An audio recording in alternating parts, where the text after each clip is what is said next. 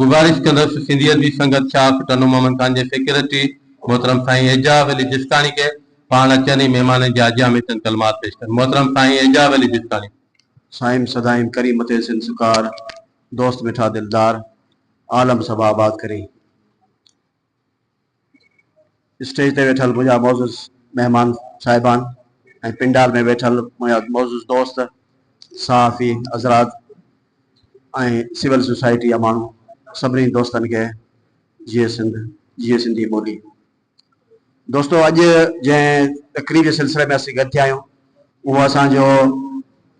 टंडे मोहम्मद खान सां तालुक़ रखंदड़ हिकिड़ो ख़ूबसूरत शाइर अहमद खान मस्तान जी जे किताब जे सिलसिले में असीं गॾु थिया आहियूं ऐं तव्हां दोस्त परे खां तकलीफ़ करे पंहिंजो टाइम सीड़ाए ख़ासि तौर ते अहिड़े अदबी प्रोग्रामनि में आया आहियो ऐं सिंधियत बि संगत शाह टंडो मोहम्मद खान जे तरफ़ां सभिनी दोस्तनि जे दिलि जे गहराइनि सां आजिया करियां थो। दोस्तो सिंधियत बि संगत शाह टंडो मोहम्मद खान जी इहा रिवायत रही है तो हू मुख़्तलिफ़ वक़्तनि ते मुख़्तलिफ़ प्रोग्राम कराईंदी रहंदी है पंहिंजे तौर ते बि ऐं सहकारी तंजीम के हवाले से भी सभिनी अदब दोस्त माण्हुनि सां राइटरनि सां शाइरनि सां सभिनी सां यकजहती जो इज़हार करे थी वक़्तन फ़वक़्तन संदो ॾियारा मल्हाए थी ऐं हीअ बि उन सिलसिले की हिकिड़ी कड़ी है जंहिंमें ज़्यादातर मेहनत जेका है वह ज़ाहिर है प्रोफेसर डॉक्टर कादिर मक्सी साहब जिन जी में मेहनत है ऐं ॿियो आहे साईं ज़ौहर साहब फ़कीर उस्मान अली ज़ौहर साहब जिन जी तावन सां जिन जे सोबत सां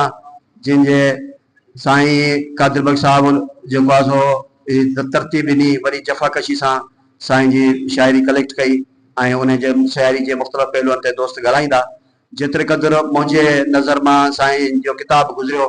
उन हिसाब सां साईं सिंधी ऐं सराइकी ॿोली जा तमामु ख़ूबसूरत शाइर हुआ।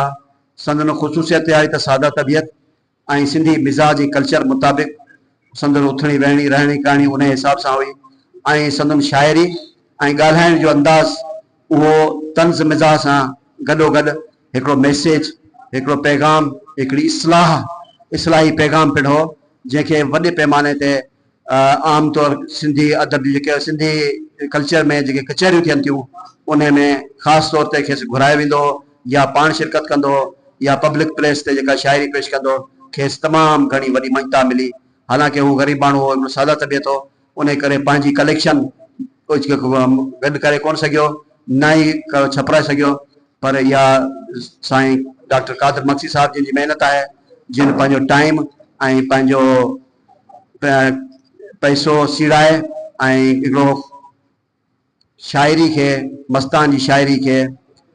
डॉक्यूमेंटेशन कई हिकिड़ो किताब जी सूरत में असांखे हिकिड़ो तोहफ़ो ॾिनो जंहिंमें मस्तान जी अहमद खान मस्तान जी शाइरी जेका है न सिर्फ़ महफ़ूज़ थी वई पर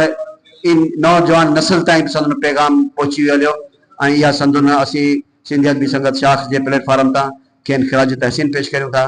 ऐं त आईंदा बि साईं अहिड़े क़िस्म जो जेको आहे प्रोग्राम कंदा रहंदा ऐं असांजो तावन खेनि